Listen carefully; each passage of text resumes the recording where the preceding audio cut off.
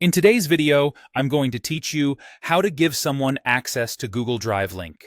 If you've ever needed to quickly share a file or an entire folder without adding people one by one, creating a shareable link is the simplest approach, and we'll do it right from a web browser on your computer. Start by opening your browser, going to Drive, google.com, and signing in. Make sure you're using the Google account that owns the file or folder you plan to share. Once you're in Drive, find the item you want to share. Right-click it and choose Share. That opens the sharing window where all the permissions live. In that window, look for the Get Link section, usually near the bottom. You'll see a line labeled General Access. Click the drop-down next to it and change it to Anyone with the link. This setting means exactly what it says. Anyone who has the URL can open the item even if they're not signed in. Because of that, use it for content you're comfortable sharing broadly and avoid including anything sensitive. Restricted access, by contrast, limits it to specific people.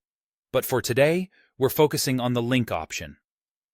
Next, choose the access level you want this link to provide. If you pick Viewer, people can only open and read the file or browse the folder. Commenter lets them leave comments or suggestions where supported, but they still can't change the original. Editor grants full editing rights, which means they can modify the file, and for folders, they can add, edit, or remove items inside. Editor is powerful, so use it only when you truly need collaborators to make changes. Once your choice is set, click Copy Link. That places the shareable URL on your clipboard so you can paste it anywhere. If you accidentally close the window before copying, just repeat these steps to get the link again.